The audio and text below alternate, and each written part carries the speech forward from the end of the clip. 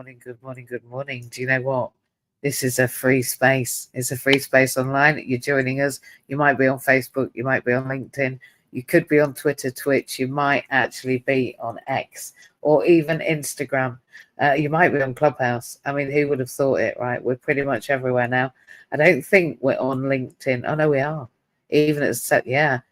Yeah, thank you. 25 to 8 in the morning. I wouldn't imagine there's many people on LinkedIn, but let them come. So if you're getting this now, then it is Monday morning on the 28th of July and it's 2025.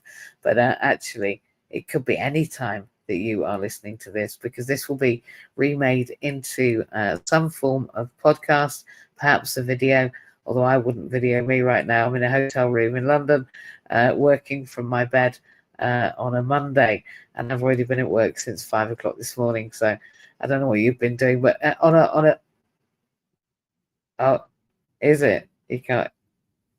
Oh no. Let's see.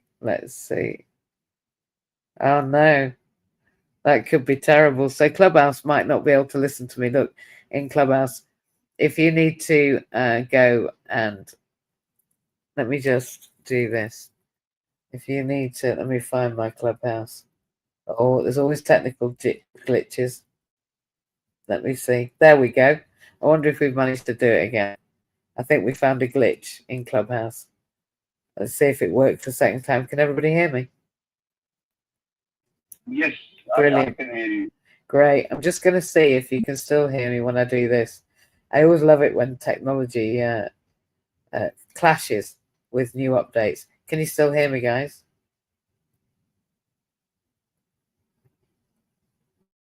Yes. Great. That's amazing. Well, we are still live. That's what happens when you go live in social media world. Everything happens all in front of everything. Well, there we are. Anyway, I was talking about being a little bit, workful today already, and it brings me to a title about something that happened to me yesterday. I've been working quite hard during July and August. Access to Work, the provision that my company does in the UK, which is helps disabled people who have a job, are in work, and have a disability and need those beyond reasonable adjustments and reasonable adjustments that are allowed to them as a result of changes such as the Disability Discrimination Act and the Equality Duty and the employment requirements in the UK for people with disabilities, or as we say in the UAE, where I live sometimes, the people of determination. So we're talking about all of us today, but I focus particularly on PODs because I am a POD. I'm a person of determination because I am a wheelchair user. I have a number of conditions which have caused my near-death experience a few times. I'm in a great state at the moment. I've got a few kidney stones, a few things going on. That's pretty normal for me, and my health, it can be a challenge, but I'm pretty much in the middle. We've talked about already this morning, although we weren't live when we did it. This was kind of pre-recording. This team and I talked about actually age and the benefits of being what I've been described as this morning as a baby boomer, which is very interesting. I never really understood whether you were a millennial or a post-millennial it's a bit like Star Trek to me. There's, I don't know who's commander of the British Empire and who's who's in what role, but I do know I'm in the middle. At the moment, I'm pretty much in the middle. MJ, let me tell you, the replays are on. We're on the same boat of this. I have been diagnosed with bipolar and with OCD. So we're on the same boat. We are going through a rough and crucial time, me, myself as well. So we're on the same boat. That's incredible. It really is. And what I want to talk about is three things with a bit of magic. So I'm going to talk to you about what I determine as burnout, breakdown, and then breaking through. I think that I have to survive a system that was not built for me. And in fact, I was never built to fight a system or even be part of one. I was built to manifest my own light and love in the world. And I think that it's time for me, and this happened to me yesterday. I was in central London. I've spent a few days here. I've met a few people, and it appears to me that a lot of people are running this country, well, probably on cocaine. They appear to, many of them, these people that are in business, seem to be on some form of stimulant in order to survive the hustle, the hassle, and the bustle, and the intensity of the roles that they carry out. And I came to a stop point yesterday, and I literally felt that my guide said stop, and I was on a busy junction corner, and I backed up really out of the way, and I heard somebody begin to cry. They were crying about the fact that their father had fallen over and she didn't know what to do, and she was on a video phone to a boyfriend who was saying, what can I do in central London when you're in central London? Go and get some help. So I said to her, come here. She was absolutely sobbing, and we went and helped her dad. And the ludicrous thing is that if I hadn't have gone up and spoken to him and then helped him ascertain whether he'd broken anything and then got him up, he couldn't have got up, this 70-year-old chap, if it hadn't been for the fact I was in a wheelchair. I backed up to his legs, and his sons got either side of him, urged him up, and then he held onto my wheelchair really heavily, big chap, and we very, very slowly crawled our way to the station, and I got him onto his train. Now, his entire family, at the time we were doing this, was saying, you okay? Have you got anywhere to go? And I said, well, no, because I'm meant to be where I am and exactly what I'm doing right now, because this is humanity. So I didn't get to my plans last night. They will happen another night. But as I was waiting for whatever command it was from the universe that caused me to stop there, I literally kind of knew I had a very strong rhyme inside me. And it talked very much. I spoke it into my phone. I turned it into a song. I literally manipulated the words that came from my heart at that point. And I think that in order for a system to be fit for purpose, we have to remake it. All right. You might not like the way it's being remade. You might not like the developments, but it's being remade, and that gives rise to opportunity.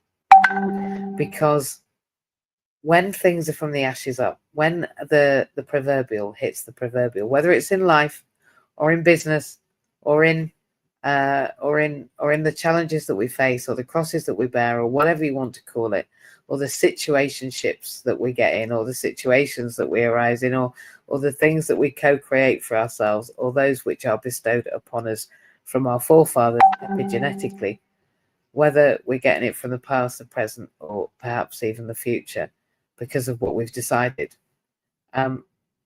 Being truthful with myself about where I'm feeling right now helps me build inclusion from inside me by design. Because if you've ever been told you're too weird or too broken, or you've simply had enough, then I believe that being motivated on a Monday morning might be for you. Look, some people might call it burning out, but still burning, because actually you don't have a choice. I'm what they call savant autistic, and I navigate this world pretty much without a map, because I create the map as I go, because the map shifts and the sands change.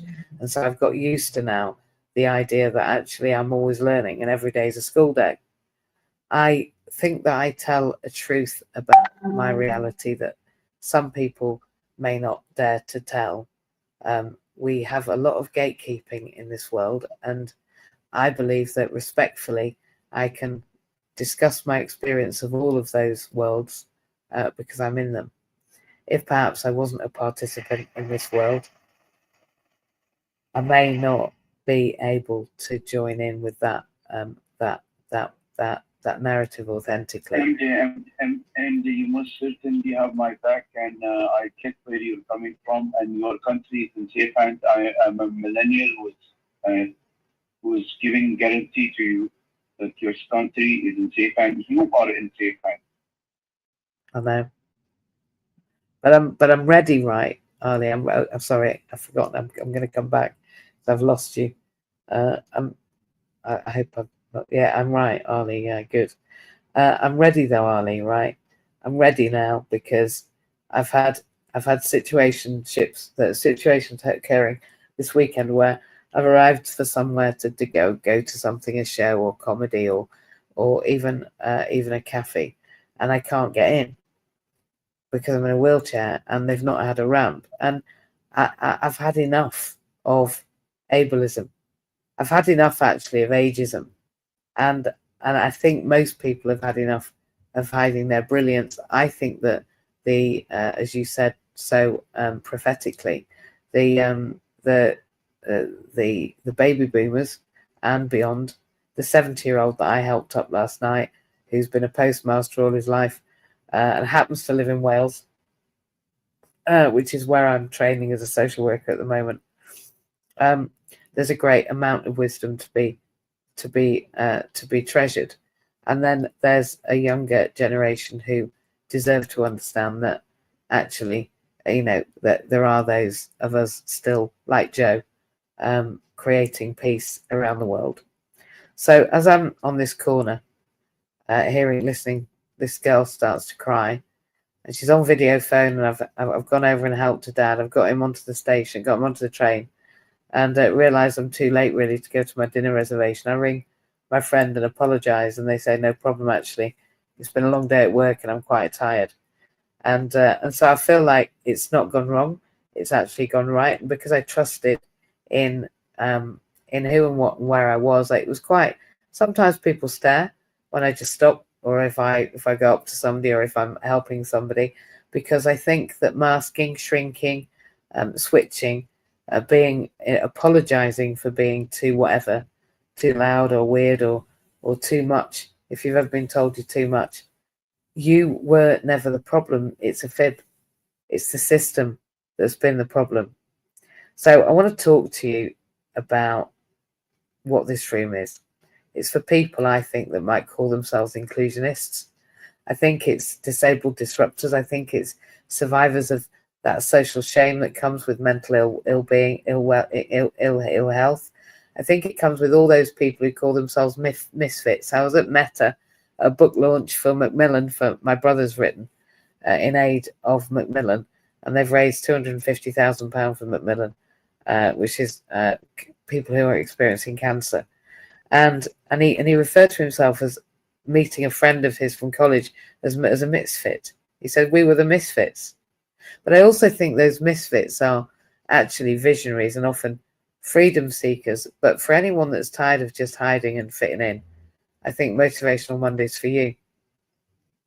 And I think there's a lot of ways that we can just get through that burnout, continue carrying on, and then take on that burden that we've discussed, but do it with well-being at mind, in a way that is a bit radical.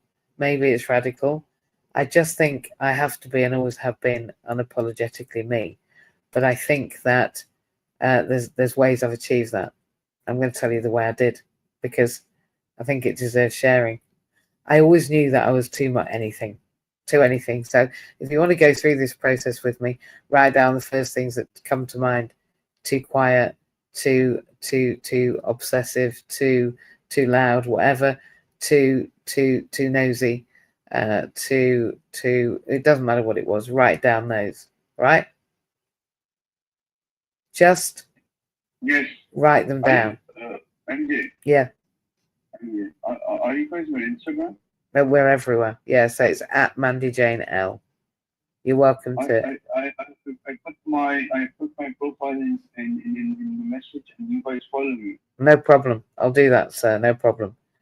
Yeah, thank you. But the thing is, for me, when I do that, when I recognize the things that I absorbed, I swallowed down, I can hold them up in a light and say, is that me? Is that true? What of that truth have I applied to good action? And how's it benefited from me? What do those words say? And what can I glean from it? Well, usually when you're too much anything, it's pretty much that other people don't want to hear it. I mean, there's places and there's spaces for unmasking, and we should do it in a safe space, right? But more and more, those places can become bolder. And when you come to speak like Joe does, you can speak truths that other people can hear, that we're not whole, we're not healed, and that needs to be seen. I don't think that you need to share your spleen with everyone you ever meet. I think you shouldn't share it with people who haven't earned that access, actually. But I think we do have to speak our truth without shrinking. Like last night when I went to help the gentleman publicly and at the station and walk him there, and we were a kind of a spectacle, I would say. But I think unmasking in an appropriate circumstance. Interestingly enough, I was told I'd found my Spider-Man today. I think we do that unmasking in safe spaces. It's not as if Spider-Man would. Yes, my love. Can you be a Unitarian question? You can ask me a question, of course. Can you be a Unitarian Christian? I don't know what that is. That is not believing in the Trinity concept and believing that God is only one. Exactly. I think I agree wholeheartedly that, of course, it's one. Whether you call it a Big Bang, whether you call it God, whether you call it the universe, I don't. Or the Trinity. Or the Trinity. Yeah. There's no separation. There could never have been. It seems to me ludicrous now that anyone, that even I didn't know. Like I didn't know to the depths I know now, but we have to know what we know when we get to know it. And I think my journey throughout being disabled, somebody felt sorry for me on Friday and said, the first thing they said to me was, why are you in that chair? I'll be honest, why are you black? And he said, I'm sorry. And I said, look, you're going to grow disabled, but I'm not going to grow black. But the first thing I wouldn't say to you is, hello, I can see that you're a black person. I would say, hello, what's your name? So perhaps before the question of invading into my personal story, it might be that you just identify who I am and what my identity is, which is like the thing you call me, before you start those kind of stories. And that's why it's okay not to be, to unlearn ableism, to unlearn racism. I think that inclusion by design or exclusion by default requires reclaiming my rhythm. Sometimes I used to think that, and you might find this if you've a diagnosis of bipolar, or if somebody has a high level of anxiety, or sometimes when we go through loss and difficulty, that actually your rhythm is different, maybe to other people, and maybe all your life you've tried to run to the rhythm of other people, where you're meant to be 9 to 5 or whatever it is for you. Look, I think everybody's energy runs differently because we're all an individual having a collective experience. Some of our systems go quick, some of them go slowly, whereas some of us have larger brains, larger hippocampuses, larger pituitary glands, different pineal gland responses, a different frontal lobe development, dependent on what we've done with our experiencing. If you've been at university 30 years, you might be different to somebody that's been handcrafting in wood for the last 30 years. You'll have grown different neural pathways. So my natural rhythm was my way through burning on as opposed to burning out. Because these ideas of productivity through a capitalist approach doesn't always, I think it's a bit of a myth. So in our organization, it's been a struggle to develop this, but it's okay to show up and say I'm not okay. And it's okay to take a 360 review of how you show up and identify how you'd like to be communicated with. So we're going through that appraisal process with our organization at the moment, where we really look at how each of us want to be heard. And I also don't think I'm here necessarily to be liked by everybody. I've been referred to as Marmite. You either love me or you hate me. You just don't ignore me. I'm not saying that of Marmite, I'm saying it of me. I think that everyone has a right to freedom of thought.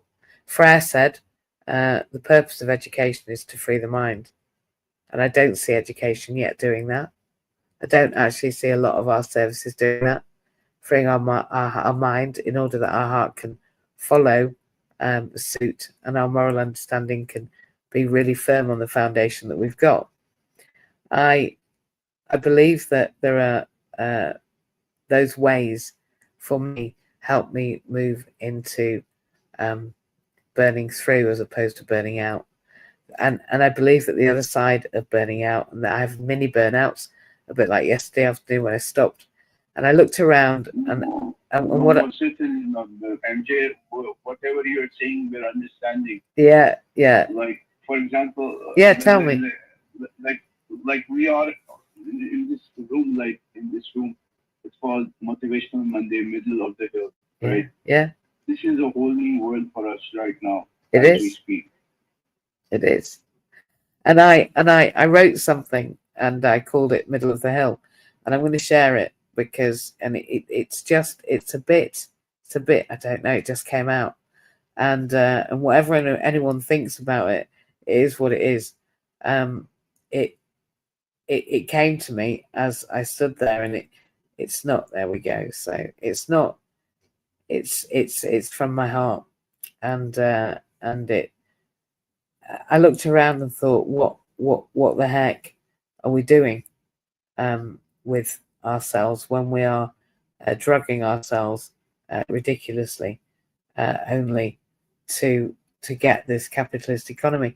So I literally said to myself yesterday, this, I called it Middle of the Hill. I see them, those at my age, I see them with their grey hair and their middle age. I see them in their middle, and I see them as they are, and I see their disparity to where they thought they were. I see them as they give up, as they succumb to reality that their inflammaging is everything that they can see, their rolls and their folds and their levels and their devils. They know where they were and they know where they are now. Over the hill and far away are the dreams of a reality where they had health and wealth and prosperity. It's always about them. Them. They say in a minute, but we don't belong.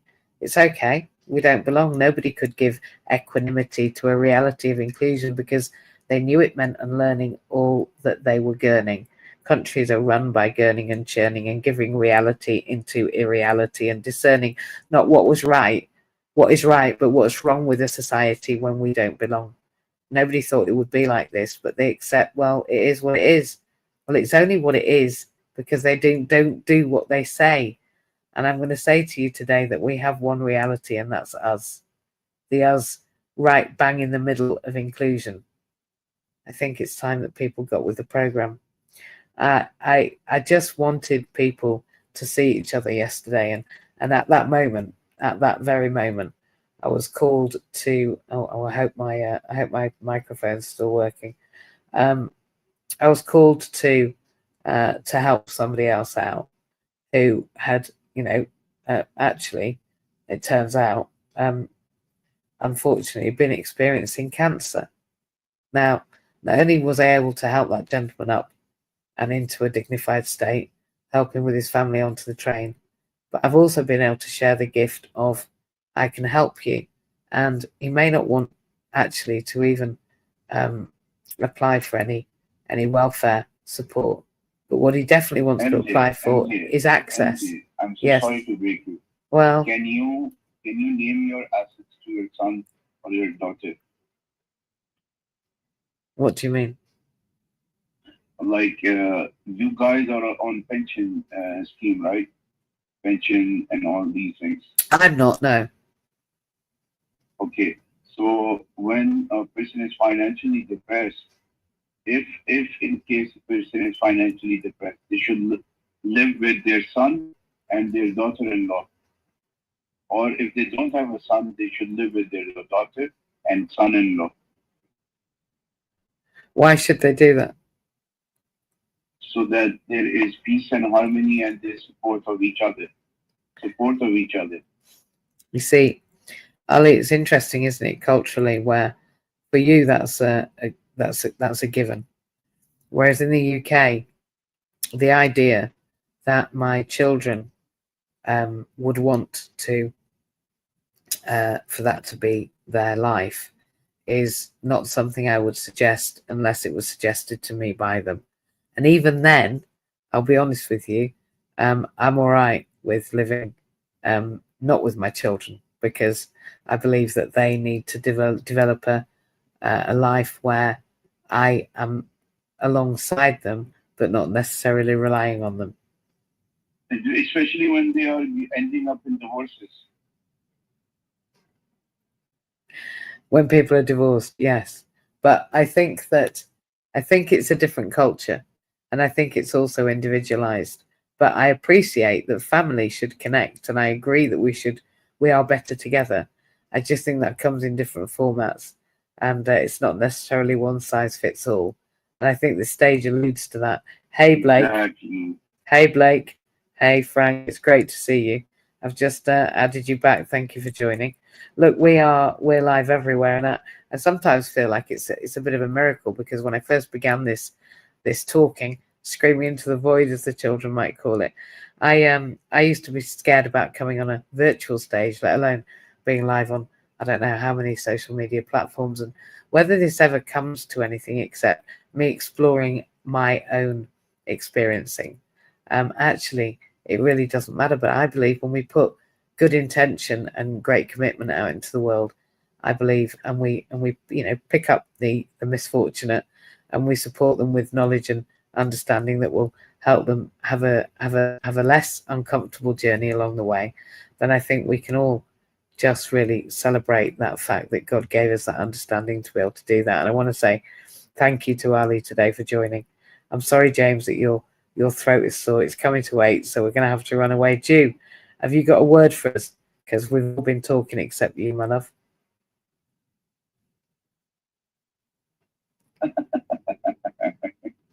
It'll take a while just to unmic. If indeed he's not got his breakfast now. But he'll get there. But seriously, I found the best room on Clubhouse. No, Ali. I found the best room. That's very kind of you. And look, I speak from my heart, and I'm only becoming. I'm a lot of things. We all have a lot of titles. I do a big job for a lot of people, and I do a bigger job for myself. It's a hard gig out here, but it's also really rewarding when the Dannies of this world get taken to their train, and their children feel that there's a human in the world that's kind and wants to help. I think the saddest thing I found about the whole thing was everyone was shocked that somebody wanted to help, and I think I restored humanity into a family yesterday who was already very supportive of each other. But I think they found something outside of their karass, their spiritual. They found a karass because they found somebody that wasn't their blood family that maybe cared about them as if they were. And for me, that's a gift that I got the opportunity to share in that life and make that support. It's a blessing. Yeah. Goodwin has to say something. Goodwin. Yeah. Hey, Goodwin. It's Jew. It's Jew. Hey, Jew. How are you, my love? Well, darling. Good. I'm good. I think this morning is a great happening. I think it's great when we come together and we manage to manage a new update on the Clubhouse. I've not learnt it all yet. I didn't even know how to start a room, but I seem to have cracked it now. This double tap thing's a bit weird. I'm not quite sure what I do with it yet, but I'll get there. I'm sure I will. Yeah, you can get to my socials actually, Ali. Just beneath me, you'll find my socials will be there. They are my Instagrams there and a couple of others. There's a bit of a bio as well. On the message, how am I supposed to find you? Yeah, you just get on my face. She's always nice. And then beneath there, beneath there, there's Instagram. There's a little bit about me. You're just on Instagram. Okay, I found it Instagram. You'll find me. I'm actually live on Instagram at the moment, so you can always go and have a look. Yeah, there's I'm YouTube. Really? And YouTube and Facebook and LinkedIn and Twitter and Twitch and X. So yeah, we're all over. We intend to spread inclusion like We intend to spread inclusion. It's the only foregone conclusion, Ali. It's just where we are. We have to include everyone. I'll add you, Manjay Chanel. And Mandy Jane L, that's right. Yeah, that's exactly right. Manjay Chanel. Yeah, that's right. You know, my mother always likes to apply rose water on her face every morning. Does she? Yes, may she live a very long life, but she likes to apply rose water on her face every morning. Yes. Yes. Very sensible for. She said Princess Diana used to do that. She did. That's right. And I've just been awarded by Sarah Ferguson, and Joe with us has just been awarded by the King. So we've got. Yeah, yeah. Joe is commander of the British Empire. Yeah, she's been awarded for her services to peace worldwide. Nice. It's wonderful. It is. You're a celebrity. Oh no, you're everything you should be. You're doing a terribly wonderful job in helping carbon emissions reduce and helping people have energy. Yeah. I want to export to UK, by the way. Yeah, I can hear that. I don't know how we do that. It's not my forte, but no doubt I've been given that information this morning, and somebody will pop up in my life and say, "Oh, I'm an international import and exporter, MJ. How can I help you?" That's usually how my life works, to be honest with you, Ali. God usually just sends somebody in my path to say, "That puzzle you got this morning, here's a solution." It's a very interesting way I move through the world. Wow, you have so many followers. I'm jealous of you. Oh, please don't, because I promise you, the only thing I've ever done is go through a very, a lot of opportunities for not making it through, and I think that helps you become solution focused. It's great to be given the opportunity to solve a puzzle, and life holds so many beautiful puzzles. Jew has a puzzle, don't you, Jew? In that Jew's still in a care facility in the middle of England after COVID, even though he's only 50, 56, 54, 50 something. And we, inclusion's about having a choice in a life that we deem is worth living. And if you don't want to be in an institution, you should be allowed to live independently with support. So I agree with the idea that family should support family, Ali, but like in Jew's situation, his family aren't available for him. So we have to find a different solution. Don't we, Jew? But the Caucasian used to have the joint family system. Oh yeah. Before 19th century. I know, but capitalism split the family into workers, and the workers had to then leave the family. So it became a different setup because of the way we. But I am Drew Goodwin's son. I am Drew Goodwin's son, and I am your son as well. Of course. And I am here to support you. That's incredible. I'm very grateful to you, and it's lovely to meet you.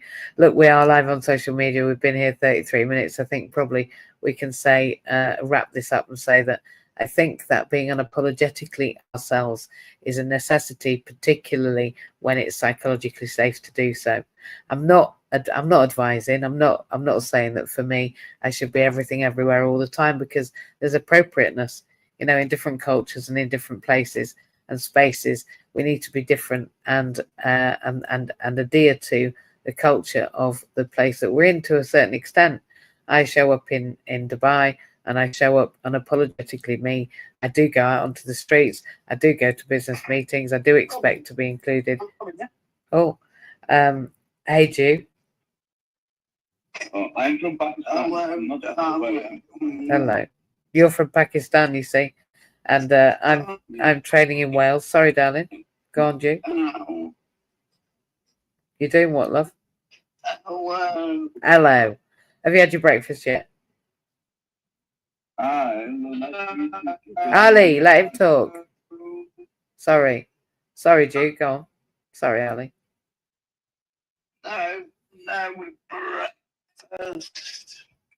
No breakfast yet.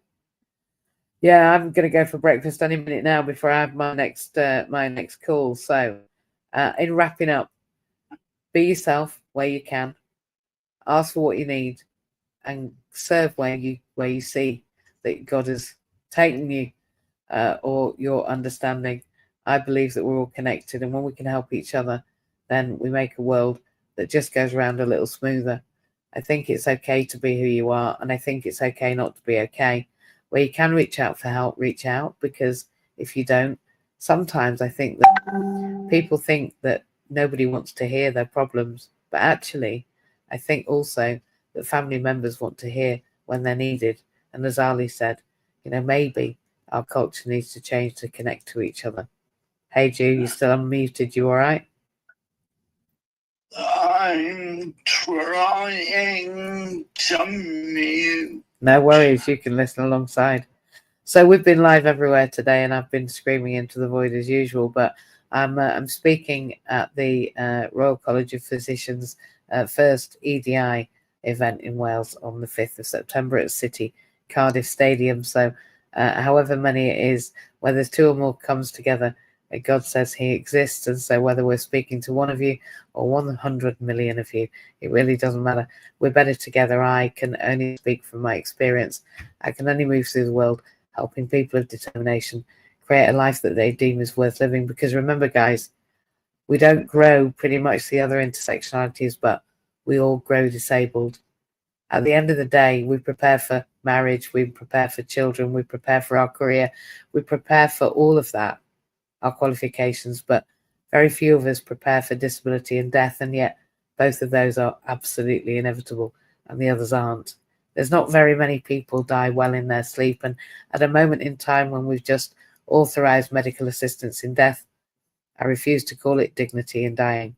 In the UK, we're on a slippery slope to taking the human resource that caused this capitalist economy as a resource literally, and to distinguish it when it's no longer economically viable. I don't want to see that future, and I believe that when we come together and say enough is enough and allow individuals who feel they need to move off the earth early the opportunity to speak about why that is, because I think we should not put the cart before the horse.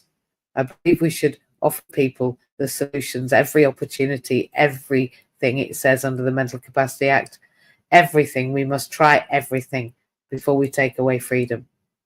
And so I believe that we need to really work on the way that we respond to how we support people with the challenges and the barriers that they have to the system that we created. And we need to help people to burn through and not burn out. And when they do burn out, to see the post-recovery opportunity of where they'll go. Because whether you're in the middle of the mountain right now and you don't know which way to turn, there's always a route you can carve. And if it's not the right one, or you didn't get what you wanted from it, you can always carve another one. We are neurally plastic people. Our brain was given to us, and it's the largest muscle we've got in the body, and we need to exercise it just like our muscles everywhere else. We have to practice getting it wrong, and we have to be ferociously, I believe, and unapologetically ourselves while we do it, because when we are authentic, it is less stressful on our body. Our body doesn't go into fight or flight because we're not pretending. So wherever you cannot pretend today, I say give your body a rest. Give your cortisol response a rest. Give your system, fight, flight, fawn or freeze system a rest. And just stop like I did on that street corner and ask God what you want, what he wants from you next. And your path will unfold before you, because it always does. And remember, guys, it'll always be all right, because it is. And whatever it'll be, there's always a change to be had. And I believe that when you stop and breathe and ask God for the next step, that's when actually guidance comes your way. I'm grateful to you all, and it's been a magical Monday. I'm going to go and get some breakfast now. I want to say thank you to Joe and Ali and Jew and James and Frank for being in the audience. I want to say thank you to them all, because recording these things and going out on social media is just better together. I love the fact that it's messy and raw, and we didn't get here on time, and that everyone was here and we couldn't unmic and we had to leave and come back. And I love it, because actually that's exactly who I am, unapologetically me. Have a great week. It is the end of July. We're moving into August. It's almost at that harvest season. Listen, this is when everything comes to fruition. This is when we are reaping the harvest and beginning to plan for that autumnal period when we start to bed down for the winter. This is the time of gathering and celebration. Just remember, this is what you did all the hard work for. And we'll be moving into a period of just a bit more relaxed. After the 11th of August, things change in the cosmos and things will settle down. So between now and the 11th of August, hang in there for this ride of your life as the things that were no longer important in your life or necessary fall away. And those which should begin with a glimmer and begin to make the end of the middle of the next month. It's everything you've ever wanted, because it's everything you ever took the steps to do. Enjoy the product of that which you have sown, and get ready for the harvest, and you're putting it away for autumn and winter. It's a great time of year. Enjoy the sunshine, enjoy the week, people, and remember that it's all going to be okay. Lots of love. Bye bye.